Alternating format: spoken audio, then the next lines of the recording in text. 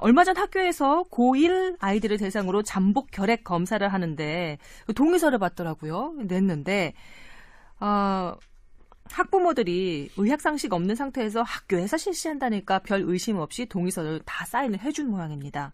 그런데 일부 신문 기사를 읽어보니 결핵 양성 반응이 나왔다고 해서 모두 결핵이 발병하는 것도 아니고 일부에서만, 극히 일부에서만 발병하는데 예방 차원이라는 명목으로 독한 항생제를 몇 달 동안이나 먹어야 할 수도 있다니 학부모 입장에서 걱정이 됩니다. 주변에 물어보니 누구도 학교로부터 이러한 이야기, 그러니까 즉 발병이 되지 않았는데도 독한 약을 몇 달간 복용시킬 수도 있다는 내용을 전해 듣지 못했다고 합니다. 이런 중대한 문제를 충분한 설명도 없이 이렇게 밀어붙여도 되는 건가요? 뽀얀거탑 전문가들께서는 어떻게 생각하시는지 궁금합니다. 라고 하셨습니다. 제가 왜 커밍아웃 얘기를 했냐면요. 제가 지금 이 결핵 항생제를 복용하고 있는 결핵 환자입니다. 그 부작용이 얼마나 심한지 잘 설명해 드릴 수 있을 것 같네요. 네. 좀 심오해지고 막 갑자기 또 이제 뭐 표정이 좀 진지해졌죠. 네. 네. 우선 결핵약의 종류에 따라서 부작용이 틀리거든요. 맞습니다. 네, 그래서 네. 먹고 계신 부작용이 다르다. 다르거든요. 결핵약의 종류에 따라 부작용이 각기 다르다. 이게 안 고쳐지네 참. 네. 일단 결핵균이 제가 알기로는 전 국민의 한 80% 가까이 결핵균을 보균을 하고 있습니다. 1,500만 명이라고 저희가 이제 추정이 되죠. 그리고 그 결핵균 보균자 중에 일평생 10% 안쪽으로 발현이 됩니다. 발병이 되는 거예요. 그러니까 나머지 한 보균을 하고 있는 사람들 중에 90% 가까이, 90% 넘게, 그러니까 상당수는 일생 동안 결핵이 발병이 되지 않은 상태에서 그냥 잘 살다가 가시는 거예요. 그런데 지금 우리 학부모들이 걱정을 하는 건 결핵을 보균하고 있다는 것만 알면 항생제를 그냥 먹으라고 하면 안 걸리고 그 발현이 되지 않은 상태에서 충분히 건강하게 살다 죽을 수도 있는 애한테 이렇게 부작용이 심한 약을 먹여야 된다는 거 아닌가라는 점 때문이거든요. 맞습니다. 네. 사실 이 정책은 저는 뭐라고 평가하냐면 고육지책이라고 평가를 합니다. 지금 우리나라 결핵균을 갖고 있는 사람이 1,500만 명이에요. 그래서 결핵 환자가 발생하면 도대체 어디서 이 결핵이 누구로부터 이 결핵을 감염됐는지 역학조사가 불가능한 상태입니다. 그러니까 예전에 이제 뽀얀거탑 사연에도 있었는데 신생아를 돌보던 간호사가 감염됐는데 과연 그 소스가 어떻게 됐느냐, 감염원이 누구였느냐. 그다음에 어린이집에서 한 어린이가 4살 어린이가 결핵에 감염됐는데 그 누구에게 감염됐느냐 역학조사를 이렇게 해요. 근데 대부분 알 수가 없습니다. 누구에게서라도 다 나오기 때문에 감염될 가능성이 있기 때문에 여기 정확한 예가 있습니다. 저는 제가 보균자인지도 몰랐고요. 그리고 언제 발병한지도 모릅니다. 그냥 정기검사에서 폐 사진을 찍어봤더니 폐에 아주 전형적인 폐결핵 환자의 사진이 등장을 한 거죠. 그게 제 폐래요. 어떻게 약을 먹어야 되죠. 그런데 누구한테서 옮았는지를 알 수가 없어요. 네. 제 주변에 기침하는 사람이 한둘이었나요? 메르스 때도 많았는데. 그래서 이 정책이 지금 시행되긴 하지만 논의가 됐던 건 적어도 7년 이전입니다. 그러니까 계획이 1,500만 명을 1,000만 명대까지 줄이자. 1,000만 명을 800만까지 줄이자. 800만을 600만까지 줄이자. 그래서 결핵 보균자 줄이기 30년 계획이란 게 2009년이니까 그때쯤 제가 보도를 했던 것 같아요. 그래서 시작되는 겁니다. 그러니까 지금 뭐냐면 사실 그래요. 지금 김선 선배께서 워낙 잘하셔서 다 말씀해 주셨는데 90%의 확률로 나는 아무 이상 없이 평생을 살 수 있는데 10%의 확률 때문에 내가 먹어야 되는 거란 말이에요.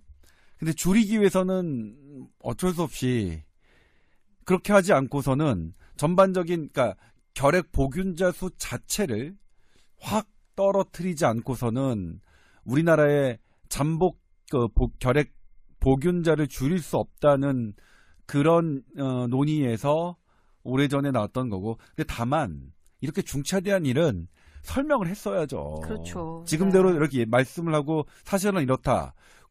무리할 수도 있다. 90% 확률로 괜찮은데 10% 확률로 약을 먹게 하는 건데 다만 이게 전부 다 우리 사회를 위한 일이다. 사회의 공동을 해결해야 되는 결핵균을 전부 다 낮추기 위한 방법이다라고 충분히 설득을 했어야 되는데 그 부분이 조금 부족했던 것 아닌가 싶어요. 그러니까 의학적으로도 이거 의사들도 결핵을 전공하는 의사들도 반대하는 사람이 있긴 있어요.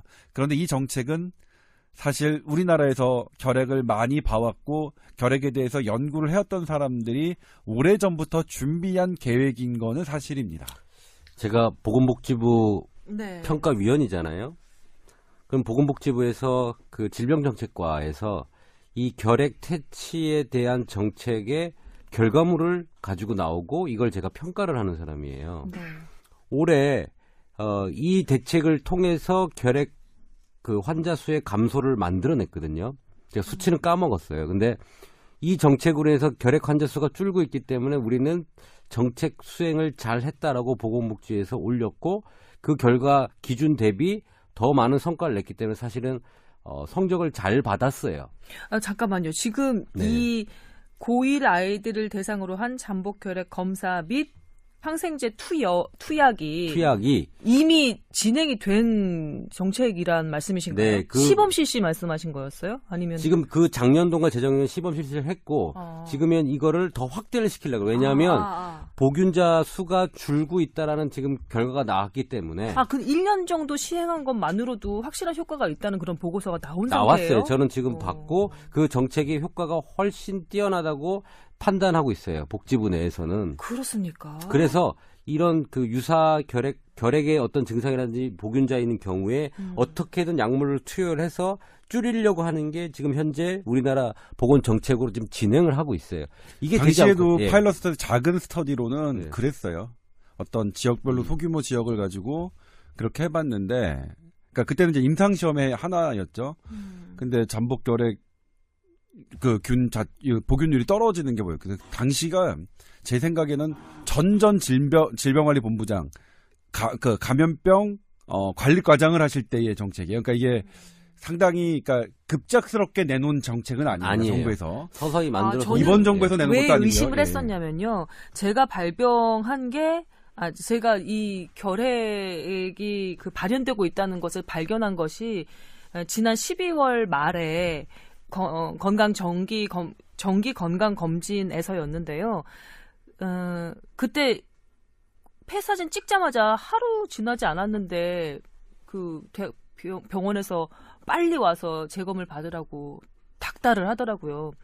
그래서 가서 당장 2주를 15일을 격리를 시키더라고요. 네. 그러면서 의료진이 해주는 얘기가 원래는 이렇게까지 강하게 그 조치를 취하지 않았습니다. 그런데 그 당시 얘기죠. 이제 지난해 메르스 사태 이후에 감염병 관리가 매우 강력해졌습니다. 네. 그래서 의료진인 저희도 어쩔 수 없이 선생님을 격리시킬 수밖에 없습니다. 그래서 그때 당시 아팠다고 하고 대타 최혜림 아나운서가 진행을 하고 했던 것이 바로 제가 격리당했던 네, 때였어요. 그랬죠.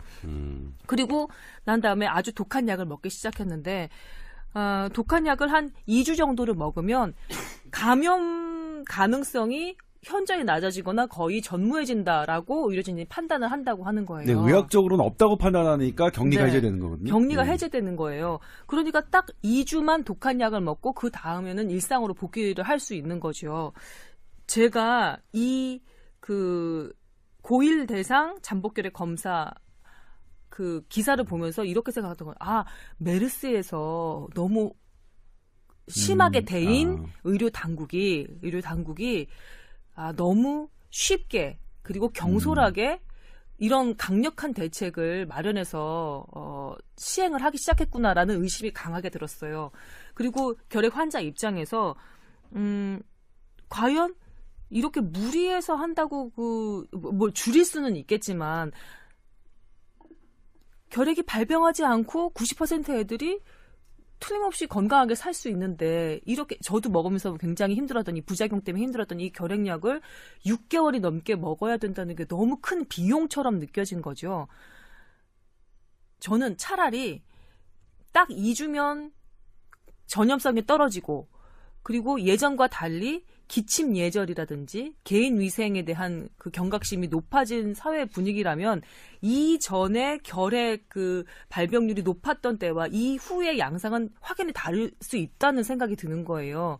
이전에 기침 아무 데서나 컬럭컬럭하고 코 묻은 손으로 뭐 먹거나 이렇게 남하고 약수하는 게 아무렇지도 않았을 때 그 통계를 잡았던 그 결핵의 그 상황과 이후에 메르스 이후에 사람들이 기침하면 왠지 좀 꺼려지고 좀 옆으로 돌라고 그 마스크도 이제는 많이 하고 다니잖아요. 네. 이후에 그 결핵 관련한 양상은 확연하게 다를 거라고 생각이 들더라고요. 그래서 점차 낮아질 수 있는 걸 너무 과하게 빠르게 이런 정책을 부작용이 심한 정책을 추진하는 게 아닌가라는 강한 의심.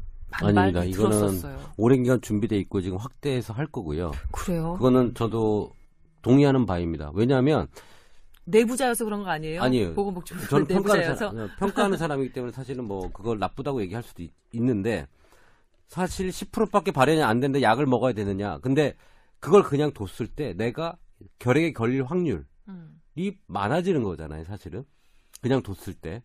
주위에 보균자들이 훨씬 적어진다면 네. 자기가 걸릴 확률이 더 적어지고 제가 이번에 보건복지부 이런 내용들을 좀 보면서 경제 손실이나 이제 질병 때문에 오는 경제 손실이나 이런 것들을 파악을 해보니까 어마어마한 거예요.